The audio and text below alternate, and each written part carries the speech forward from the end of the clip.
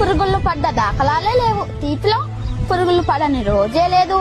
ఏడుస్తూ ఈ లోకానికి అడుగెడతావు, ఏడుపుస్తూ లోకాన్ని వదిలి వెళ్ళిపోతావు. రమ్మన్న సమర్గంలోకి ఎవ్వరూ రారు, వద్దన్న చెడు మార్గాన్ని ఎంచుకుంటారు. పాలు అమ్మేవాడు ఇల్లు తిరగాలి, సారాయమేవాడి దగ్గరికే అందరూ వెళ్తారు. పాలల్లో నీళ్లు కలిపినావా అని అడుగుతారు, ఖరీదైన సారాయిలో నీళ్లు కలుపుకొని తాతారు. పెళ్లి ఊరేగింపులో బంధుమిత్రుల ముందు వడ్డు వెనకాల, శవయాత్రలో శవము ముందు బంధుమిత్రులు వెనకాల. శవాన్ని ముట్టినందుకు స్నానం చేస్తారు, మూగజీవులను చంపి పూజిస్తారు. కొవ్వొత్తుని వెలిగించి చనిపోయిన వారిని గుర్తు చేసుకుంటారు. కొవ్వొత్తుని ఆర్పి జన్మదినాన్ని ఆచరిస్తారు. హే మానవ, పుట్టినప్పుడు జాతకము, మధ్యలో నాటకము, చావగానే సూతకము, అయినా గదు